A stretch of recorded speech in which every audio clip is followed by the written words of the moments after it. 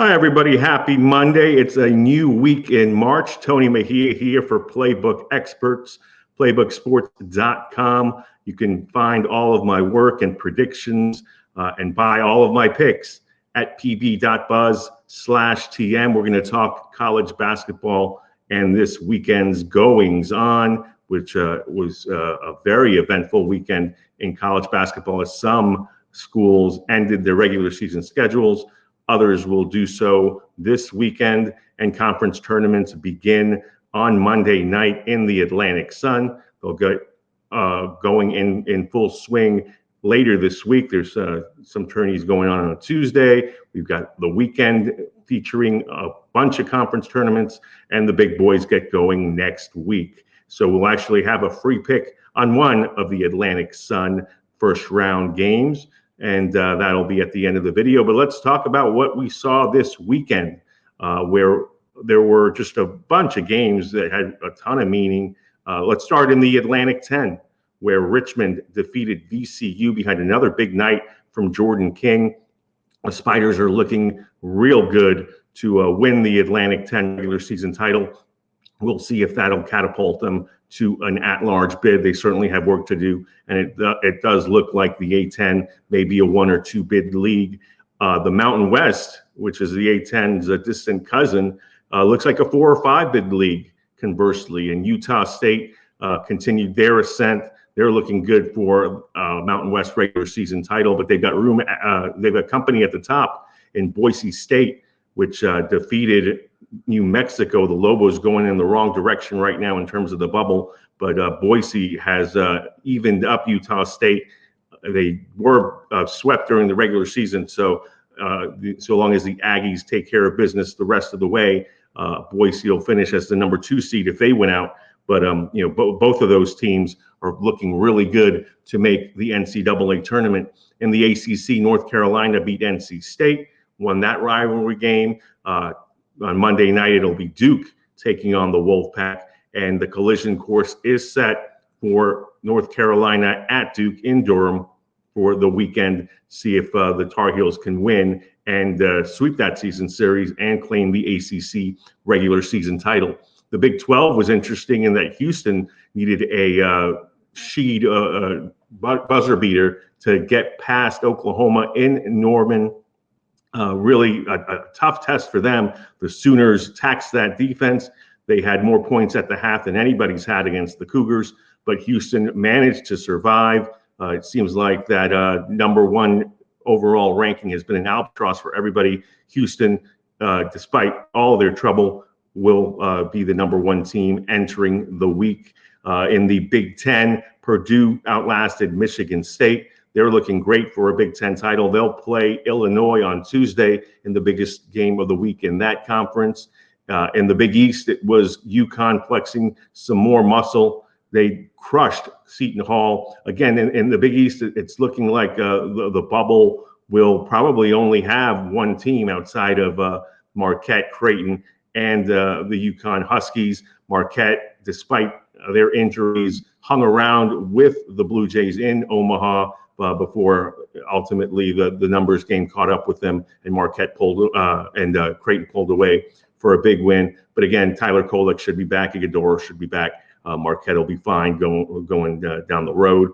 And the AAC, USF continued the nation's longest winning streak with an impressive win at Charlotte. So the Bulls will continue to be nationally ranked.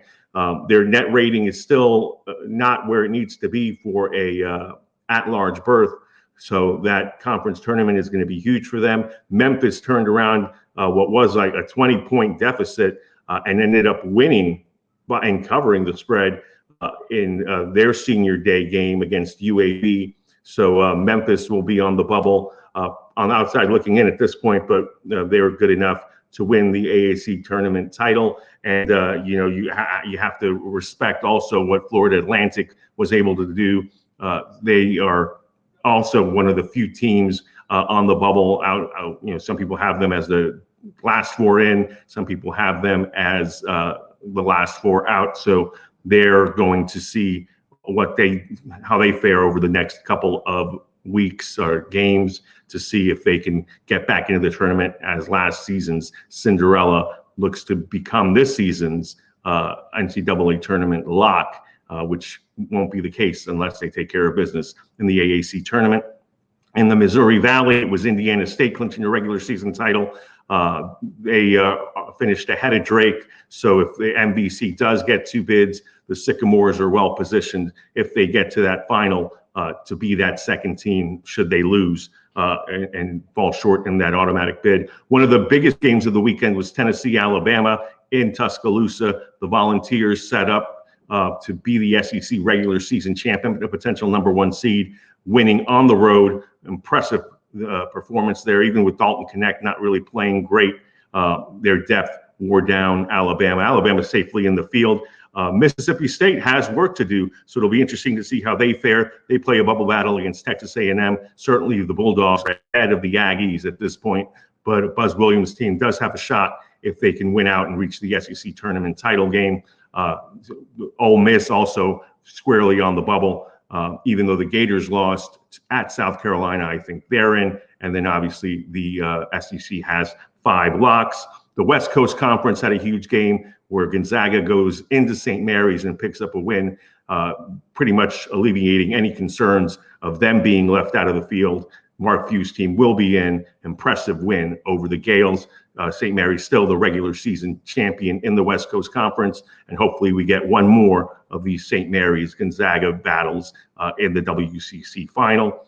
Let's go ahead and talk about the free play for Monday night. Again, conference tournament action in full swing now as we get going with the Atlantic Sun and EKU and Stetson are the top 2 seeds. So the 9 and 10 and the 7 and 8 will square off.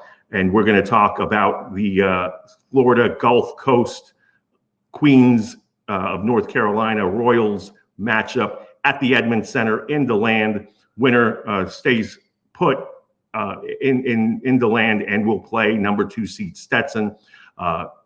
Queens and FGCU played in late February, and it was the Eagles winning 90-81. Pat Chambers has them playing well at the right time. They've won 3 in a row, 6 out of the last 10.